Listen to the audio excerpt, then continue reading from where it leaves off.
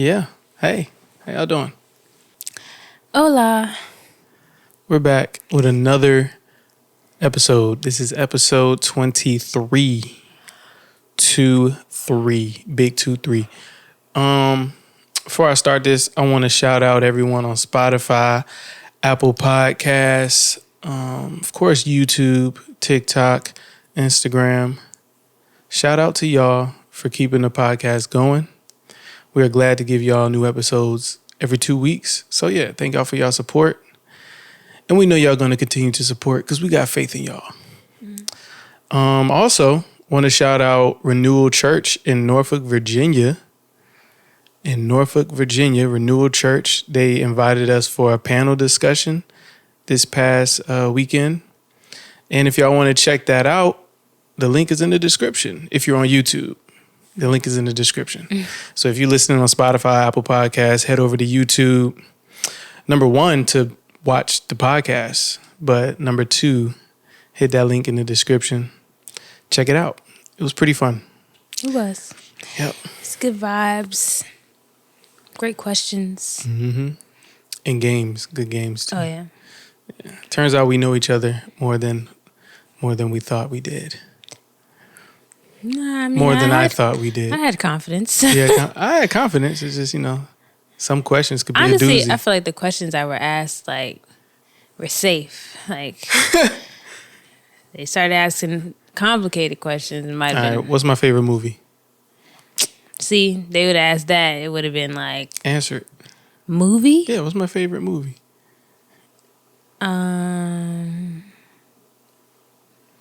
You have one. Just answer the question. Do you have one? Just answer the question. You don't have one. I don't know what my favorite movie Exactly. is. You don't either. So I was right. Yeah, no. There's too many movies in the world. I've seen too many movies to really be like, yes, this is my favorite. What's y'all favorite movie? Put it in the comments. Just want to know. Want to get to know y'all. Also, want to just let y'all know we have a membership program. You can go ahead and sign up for that. Get exclusive content. And that's all I'm going to say about that because y'all can, look at it and see what we have to offer. So, yeah. Appreciate y'all in advance. So, what we talking about today? Because I kind of forgot. We talking about love? So, no, we're talking about, I don't know. We're just going to talk because there's no specific. Nah, you said we was talking about something. I know, but it's not like we didn't come up with a specific title or subject matter. We were just talking about. Like being authentic. Yeah. Authenticity. Not being a copycat. Are you making a table move? It was a little bit, my bad. I see this thing jiggling. I was confused. Jiggling.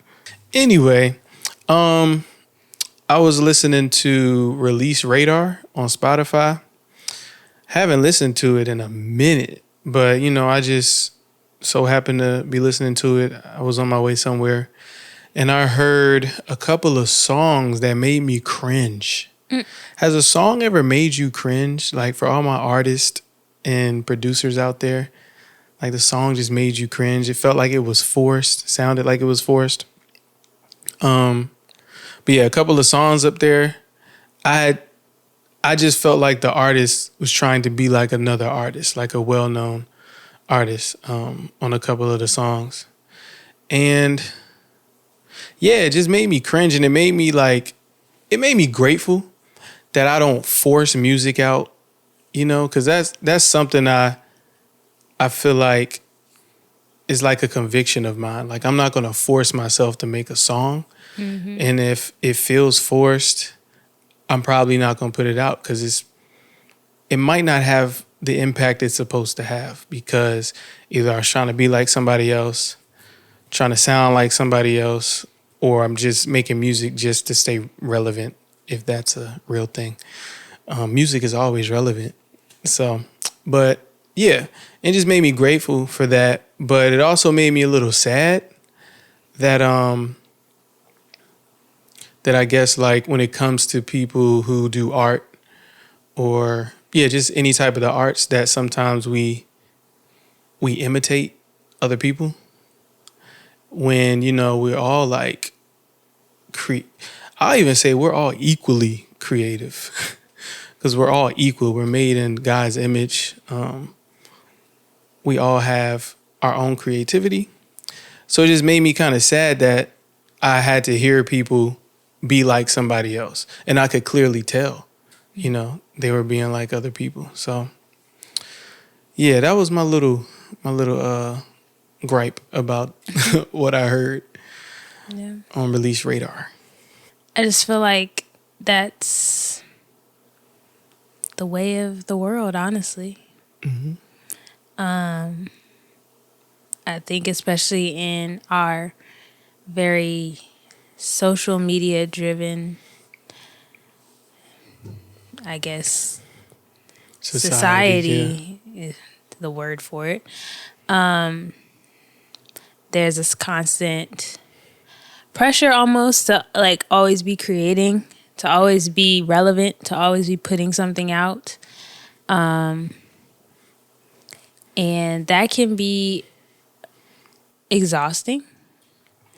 If you aren't giving yourself the necessary time to recharge, to connect with the creator, you will find yourself just mimicking or kind of just taking the easy route when it comes to creating. You would say that's the easy route? Mimicking? Mimicking? Mimicking. That's a funny word. Mimicking. Yeah. I mean, I would, okay. So for me personally, no. It's not easy to mimic other people because I'm of the mindset of like, there have been times where I feel called to do things and I feel like God is telling me to do things or I clearly heard God tell me to do things. But in my flesh, I don't want to do it because I see other people doing it. I'm kind of one of those people. It's like, got you. I really don't want to do it if everybody else is doing it. Right. But I just had to, I came to the realization that there's a lot of things that God may call me to do that is already being done by someone else. That doesn't necessarily mean that I have to be doing something so vastly unique and creative that I can't, still do what God's telling me to do. Right. But yeah, I think it's just a matter of knowing what God has told you to do, what He's created you to create in the world. True. So, yeah. Yeah. I might, this might sound wild, but I don't think imitating is creating. I know. I mean, no, not really. That might sound wild. Why do you think it sounds wild? Because it might sound wild to people who imitate other people because they probably feel like they are creating.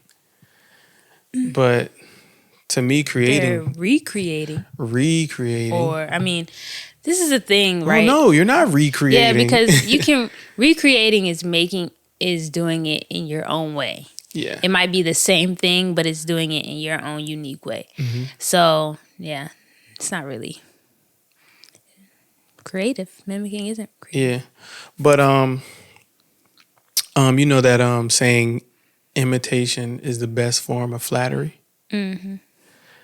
I was reading the scripture, Ephesians 5:1. Ephesians 5:1, the very first. Thought it was going to be like 11 or 12 or something. It says, imitate God, therefore, in everything you do, because you are His dear children. When it says imitate God, what do you think that means? Like, what does that mean to you? To imitate isn't creative. So if we're imitating God, does that mean we aren't creative? He is creative. He is the creator. Right. That makes us creative. Okay. So that's the only form of creativity, is to imitate God. That's like kind of like right on the head though. Right. See, I'm processing through this because Yeah. like we're coming here, this is a conversation, right? Uh-huh. So I'm just really processing because to imitate God, we know is to be like him, to Exactly. adopt his character, to do what he commands. And the first thing he did was create. Right. So it's like when you imitate God, you are at your most creative state. Mm-hmm. And when you imitate other people, your creativity just it comes down like another notch because you're imitating a human who may be imitating a human who may be imitating another human, and then on and therefore it may be one of those it may be the 39th person is imitating God. Wow. So it gets lost in translation on what that creativity could look like. But that's, I mean, I feel like this is the only scripture where it tells us to imitate someone, and it's actually God. Yep, the only person we need to be imitating is God. And I think, not I think, I know that because we are made in his image and his likeness, we're already a reflection of him, right? Yep. So we are called to be reflections of God, and that looks like going to the source. Mm-hmm. Like for everything that you need to do, you need to be going to the source, because man can't tell you.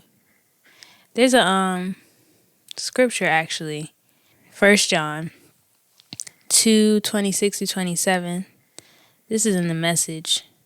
It says, "I've written to warn you about those who are trying to deceive you, but they're no match for what is embedded deeply within you.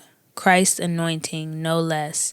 You don't need any of their so-called teaching. Christ's anointing teaches you the truth on everything you need to know about yourself and him, uncontaminated by a single lie.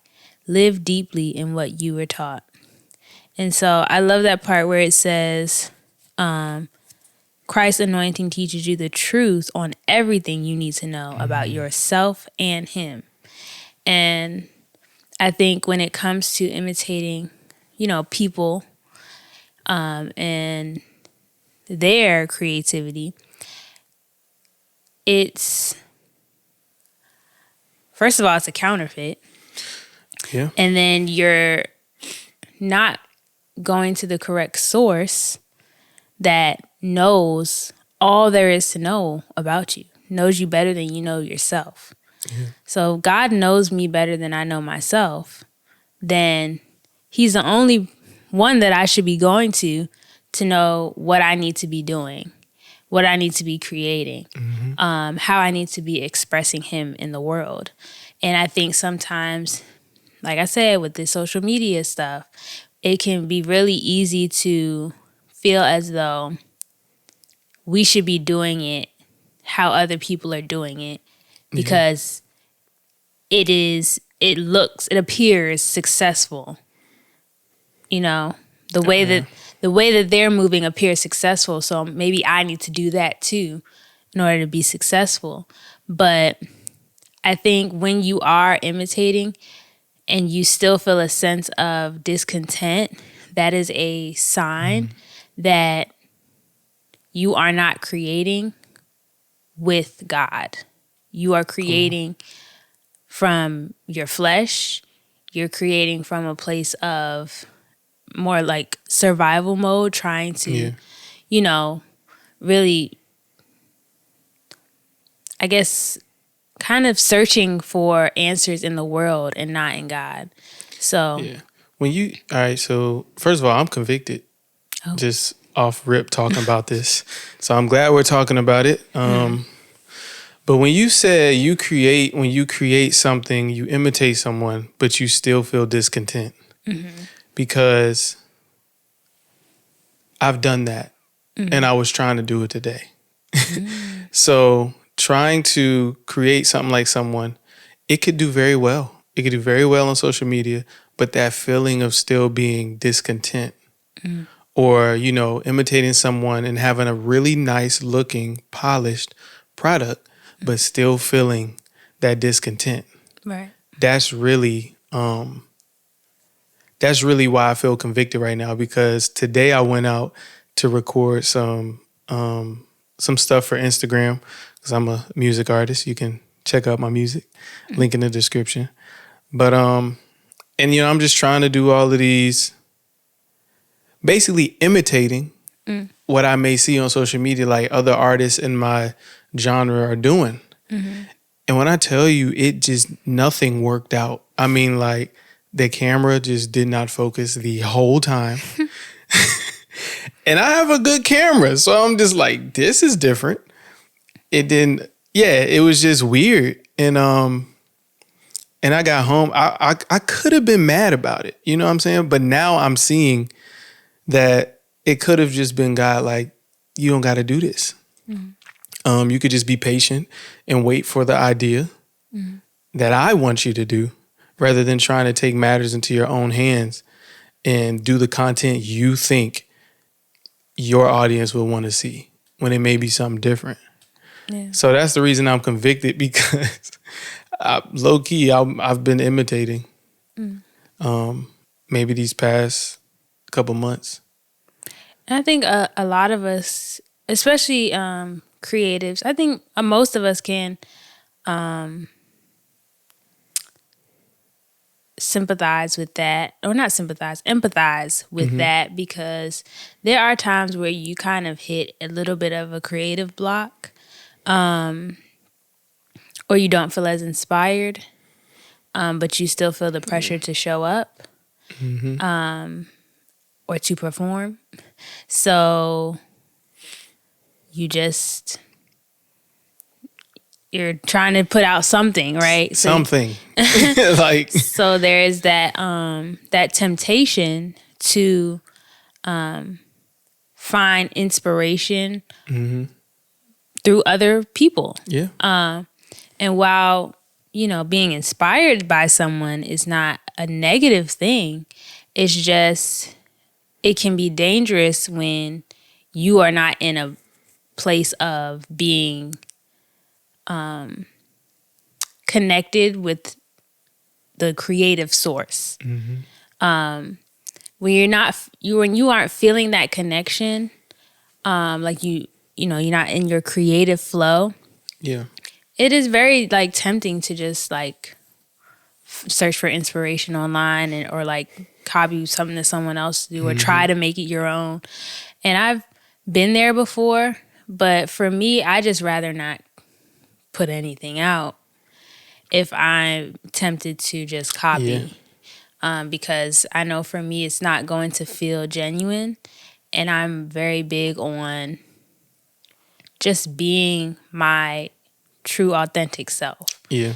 And in spite of how other people feel about it, how it looks, if it appears that I'm being inconsistent, okay, that's fine. But I'm not going to force myself or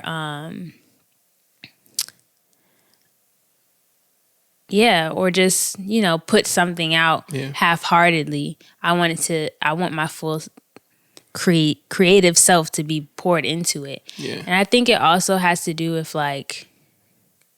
your level of discipline. I think people that have a higher level of discipline when it comes to involving God in their creative process, it becomes more fluid for them. I'm not saying they never have moments where they have a bit of a creative block, but I think the more you discipline, or you work that muscle of creating with God and understanding what that feels like, and understanding what that even sounds like, hearing his voice, then it becomes more of a regular occurrence where you can do it like Yeah, quicker. that's true. I do kind of want to go back to that consistency piece though. And I think part of my problem is that I'm very consistent. To the public eye, I may not be consistent, and I have an issue with that. I'm very consistent as far as when it comes to creating. Right. Like I'm literally creating something every week. Right. Maybe even every other day, whether that's writing, whether that's you heard my voice memos. I'm constantly humming and making songs like that I end up making event like later. But like I can say I'm constantly creating with God.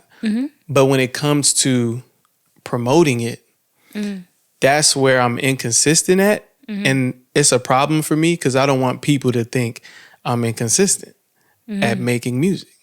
When maybe God has not even told me to be making content in this season, or if you know what I'm saying, I haven't even asked that question. Right. Because that's something that never stops. Like I'm gonna constantly create. It's just people don't always see me creating.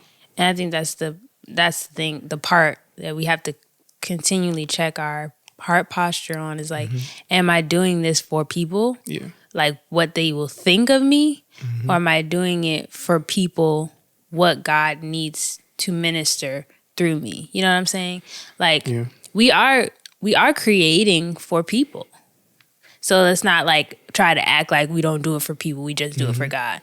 Yes, we do it for God. We do it to glorify God. It's our motivation. But it's a part of our ministry. You know what I'm saying? It's a part of our call. And so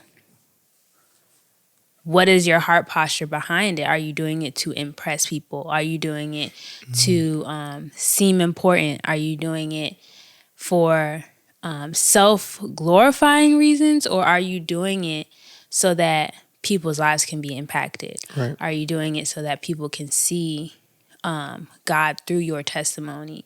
So it's just always, it's constantly checking your heart posture, honestly. And working on that discipline because that is my motive. Like my motive is so people's lives can be changed and so people can, I guess, well, I'll just say this. So people can stop being lukewarm. That I feel like that's what my music is for. Sometimes I feel pressure because of social media. Yeah. And it's not even my desire to want to be seen. That's the thing though.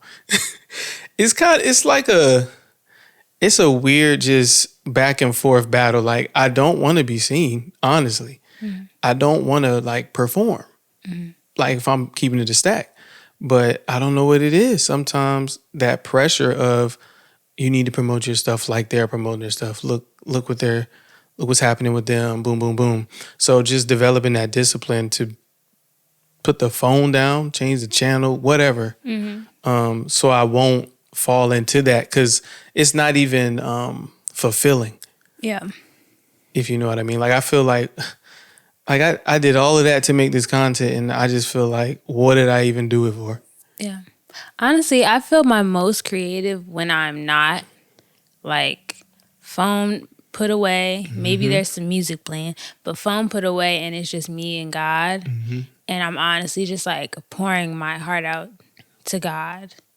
So my form of creativity, my form of expression is mainly writing, poetry. Yeah.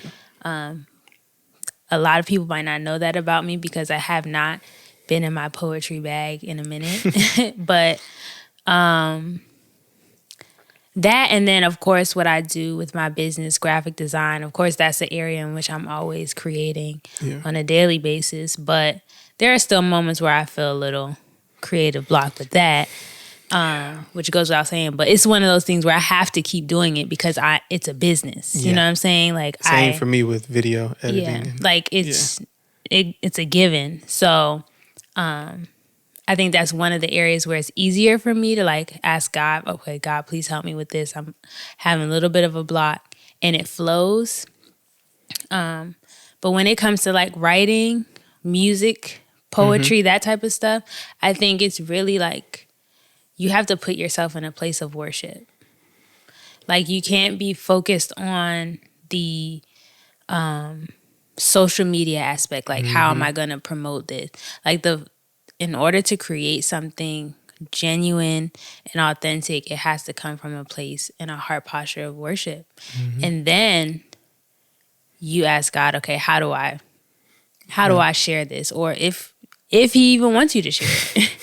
There have been times where I don't share something until like way after the fact. Yeah, So we know that happened to me. I don't know if I probably talked about it in other podcast episodes about the song Waymaker.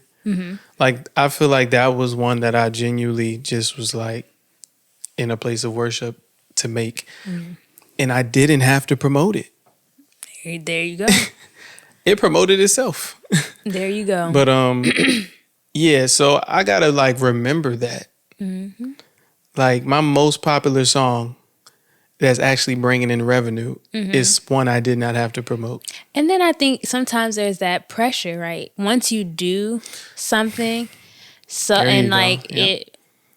it performs well, of course you want to recreate that same level of success, right?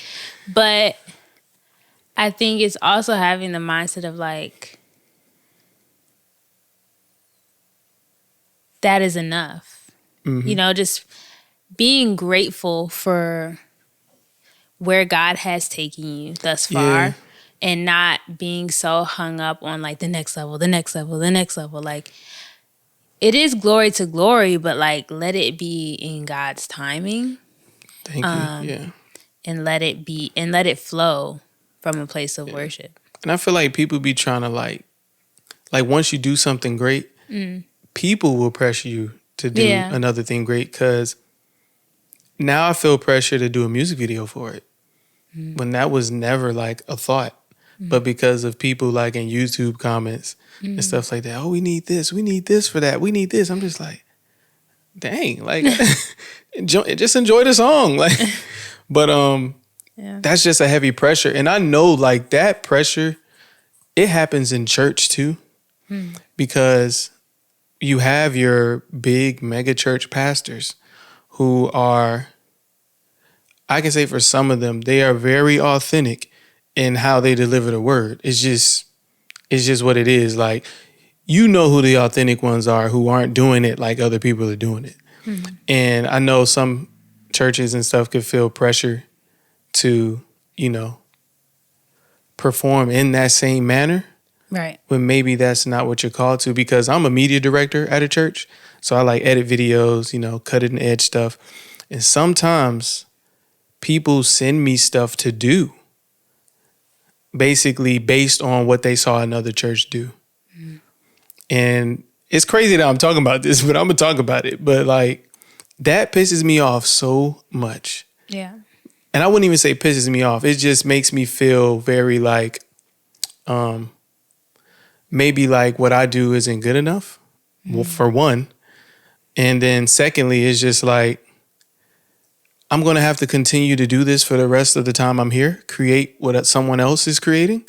Yeah. Like, that's taking the fun out of my job, because a part of my job is I get to be creative. Right. When it comes to creating commercials or creating cutting edge videos or creating stories.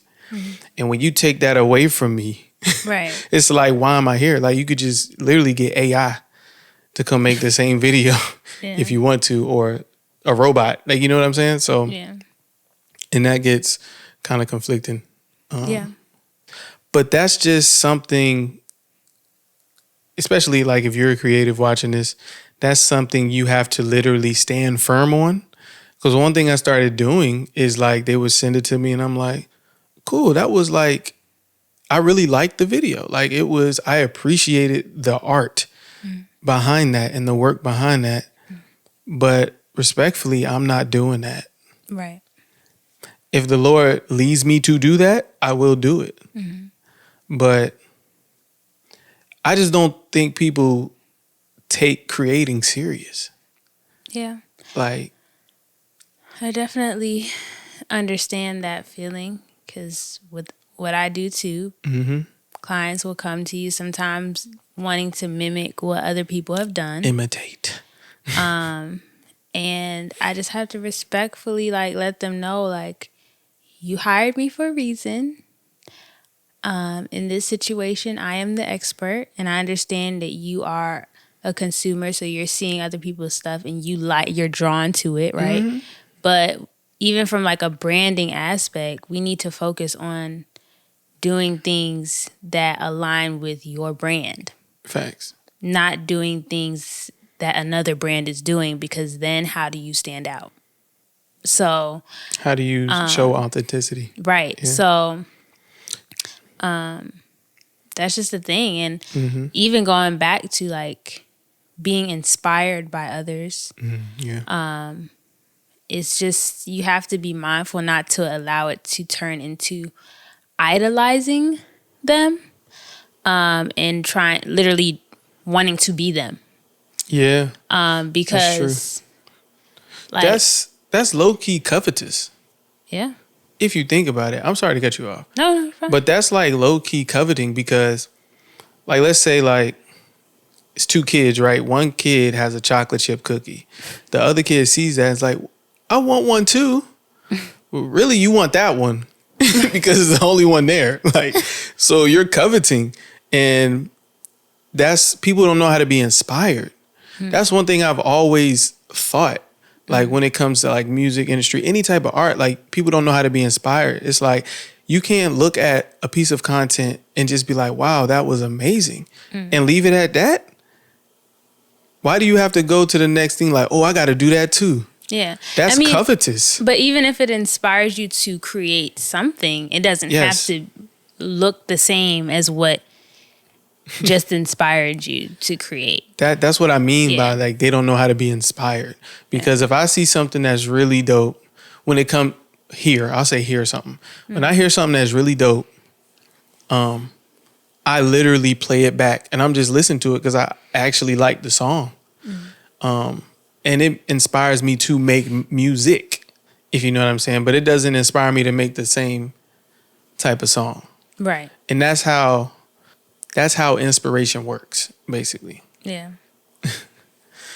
But dang, like I didn't even think about it like that. Like it's low-key covetous to see something and then be like, I got to do that. Yeah. I'm doing the same thing. Yeah. And I feel like I've been guilty of that. Like when I think about what I enjoy and what I enjoy sharing with others, there have been times where I felt like, okay, so for example, people just, ever since I can remember, they love my hair, right? It's part of the reason why I cut it. But I've always had this thing where I'm like, I want to just cut my hair off because people always, that's like all they care about is my hair. And so there was a period where I felt like, well, maybe I should just do hair content because that's all people really care about. You know what I'm saying? Like they just want to know how I do my hair. And so I felt a pressure to do that because that's what others wanted from me, or it seemed like other people were interested in that. But it didn't feel genuine to me because I don't enjoy doing my hair. Like it's not, it's not fun. It's not really fun to me to talk about hair products or try 50 million hair products. I stick to the same stuff and I will prolong wash day as long as I possibly can. So it's just like, it's not something that truly makes me come alive and I feel passionate about. So, but I would see other people doing it. I was like, well, I mean, they're getting a lot of followers and, you know, monetizing on YouTube from this. But for me to have done that, I would be compromising my actual passions. Yeah. And so I instead of there was a period where I did a couple of hair videos. It was honestly just for people that just had to know what I did to my hair. And so I could just send that to them and let them know. Yeah, like, this is what I do. You know what? This is what I do. It was really for those people, like, this is what I do. These are the tutorials. This is all you gonna get from me on this. But then I just moved into, like, what I was passionate about, which was poetry and talking about God and, Yeah. you know, sharing that type of content. And though it didn't, you know, gain the same amount of attention, it still, I felt like I was being true to me. Yeah. And true to the gifts that God placed in me. And while creativity for me runs in many different areas, like because I have a creative eye and, you know, I'm good at with my hands, it means I'm good at a lot of things when it comes to doing makeup, clothes, hair. I'm good at a lot of outward things, but what I truly care about are the inward things and sharing that with the world. So yeah, that's one thing I've learned about passion and that I love about passion is like what you're passionate about probably won't always be popular, yeah, but it will like give you the most fulfillment right. out of doing it. And it's got me thinking, what am I actually passionate about now? Because I feel like they change sometimes. Yeah. I used to be passionate about film. But here's the crazy part, though. I still am passionate about it. I'm just not passionate about it in the way that I was, because the way that I was passionate about it was because of where I thought the end goal would be. I thought the end goal would be me in Hollywood.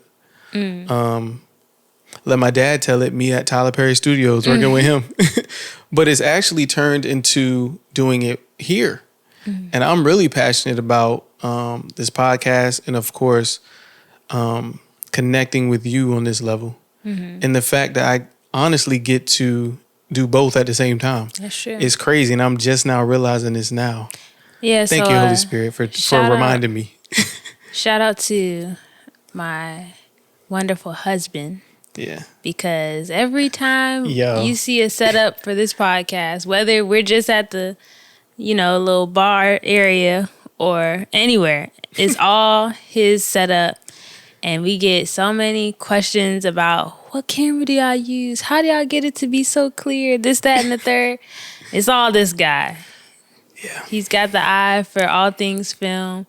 I literally sit back and just watch him. Literally. Today I almost fell asleep because this was a little bit of a long setup.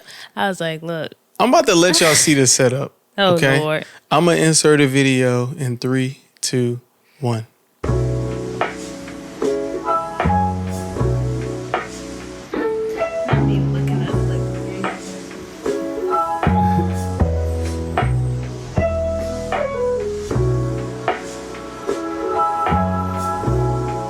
And our dog, who is asleep. Wake up. Hey, boy. Wake up. Say hey to the people. Say hey to the people. All right, he too sleepy. But yeah, that's the setup. So yeah, my passion is cinematography. And I feel like that passion like rolls over to my music. I feel like I make music like a cinematographer. I don't even know how that's like possible to explain. But I remember my sister, shout out to Joelle, she told me one time, because I used to make beats like in her house, in her apartment, whatever. She was just like, your music sounds like it's just, this was before I was even like rapping or singing on it. She was like, your music just sounds like you're telling a story. Like she said, every time she heard a beat, it was like there was a story with it. And that's kind of like what you do with cinematography. You tell a story with lighting, camera angles, and, you know, stuff like that. So yeah, those passions are intertwining. And it's like, who knows, in the next 3 years, I might have a deeper understanding of this passion, because it keeps getting deeper and deeper. But it comes with patience, though. Yeah. And I just think as you mature, you know, God just reveals just more and more the vision, and it becomes clearer and clearer. Yeah. And the doors that are open for you kind of also help you to refine the vision. that you have for your life, because I think there how do I put this? There are so many ways you can use your gift, Yeah. especially when you are artistically creative, because we're all creative, even if we don't do music and art things, you know what I'm saying? But when you're artistically creative, there are so many ways you can use that creativity, right? Yeah. And so you have to allow God to use it Yeah. to really see where the fruit lies. Like, Yeah. what avenue is truly the one that God is breathing on? Because I don't think, especially when you're multifaceted, Faceted. yes, it's like, I don't think you have to focus on just one. You really don't. I mean, I know we're all about the niche this, niche that, but I truly believe, like, if God gave you a gift, more than one thing that you are just naturally good at, there will be seasons where one thing might be Yeah. more prominent than the other. And that is okay. That doesn't mean that your passion for the less prominent gift in that That's season good. is just gone. It just means that it's not at the forefront at the moment. Yeah. So, And it's like, and that's the thing, because it's not about what you want to be prominent. It's about what God desires to be prominent. Because there's times where I'm like, yo, I want to make some music so bad. But the season I was in, it was strictly just cinematography, storytelling, writing scripts. Like, I was in a whole writing script season. Like, I wrote maybe 3 or 4 scripts that will be used later. But because it's really not about, like, they're not your gifts. So God is going to allow your gifts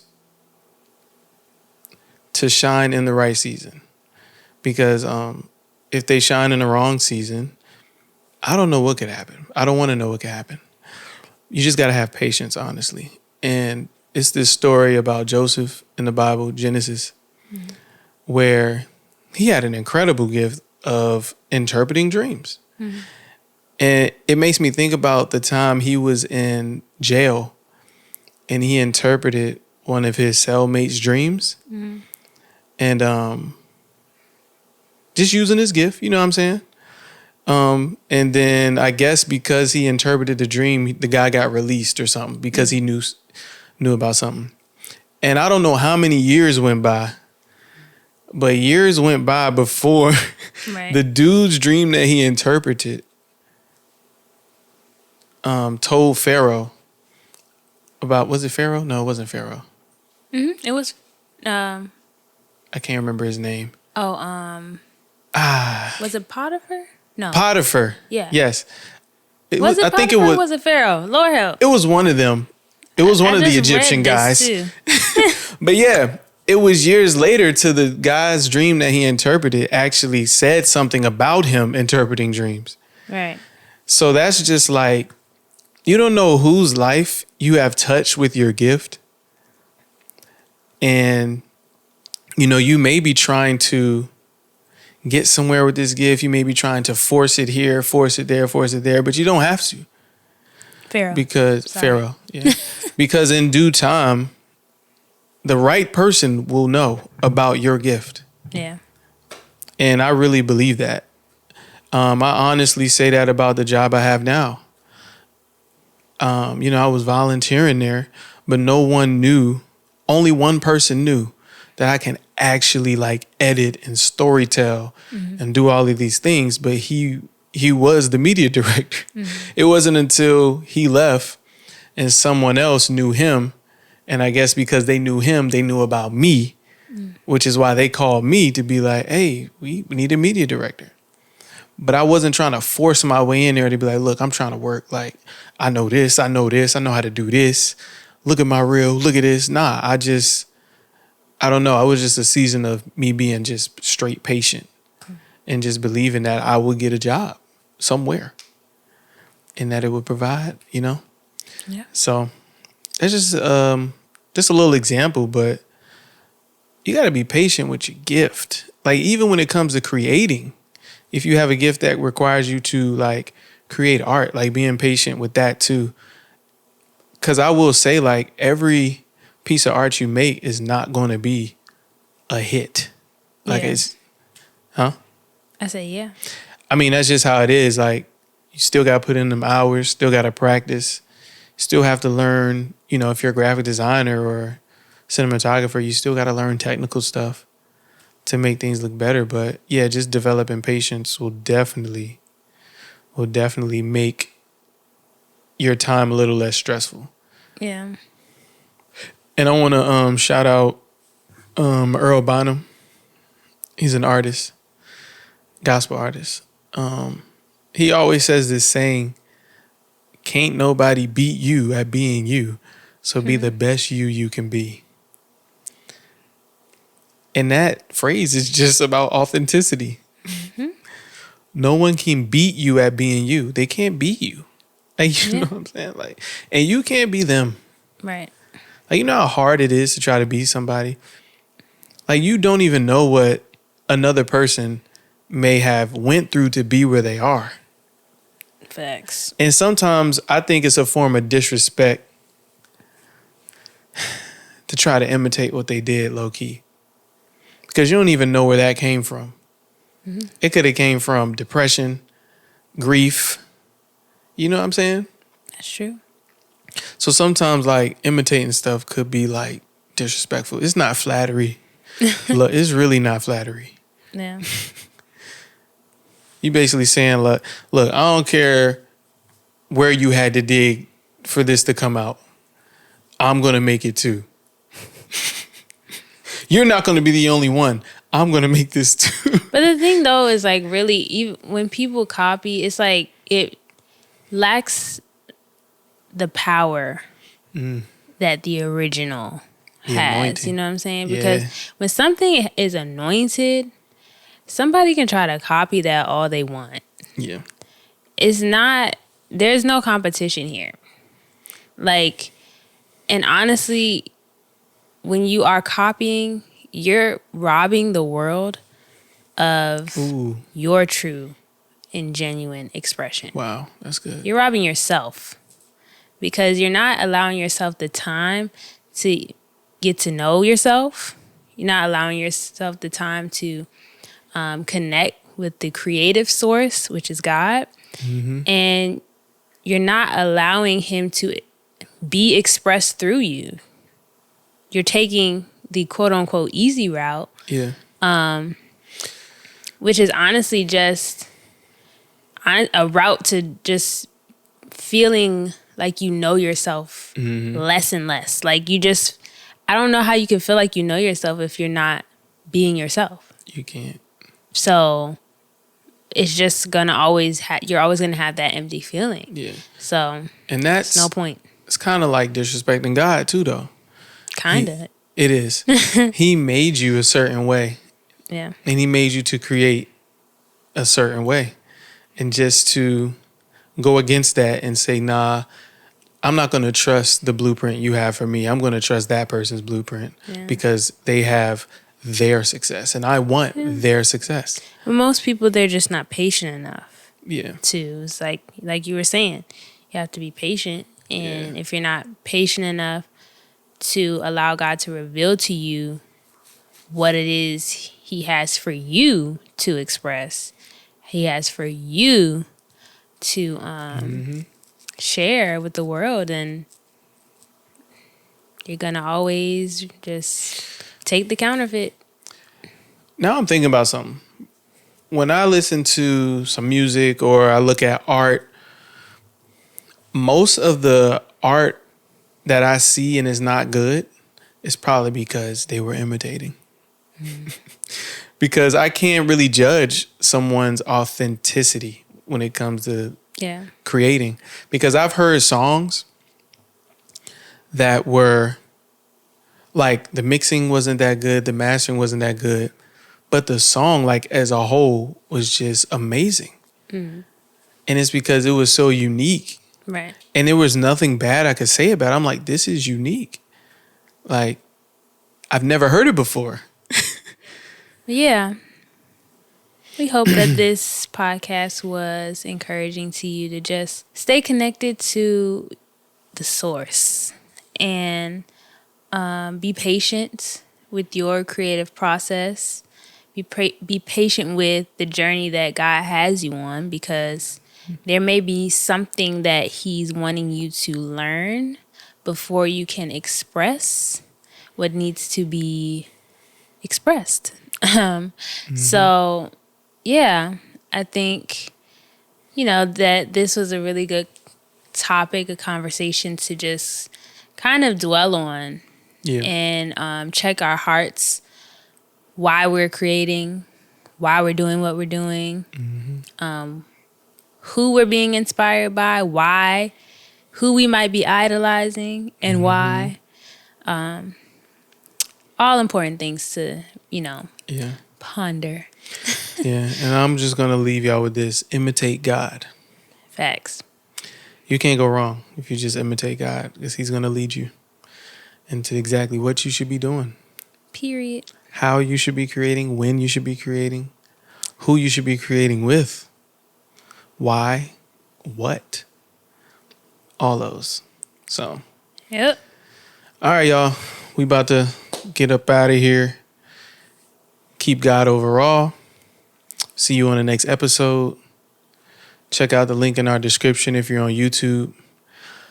And yeah, join that membership program. Come vibe with us. Yeah, a heart. I heard someone say that this is like the worst heart you could do because it looks like a gang sign. For real? Yeah. They're like, this is the cute heart.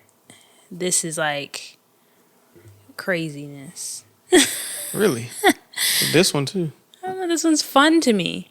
This is the I don't know if it's Chinese or Japanese or Korean, but one of those, Asian countries That's a heart too. do their hearts like this. Basically, we're saying we love y'all.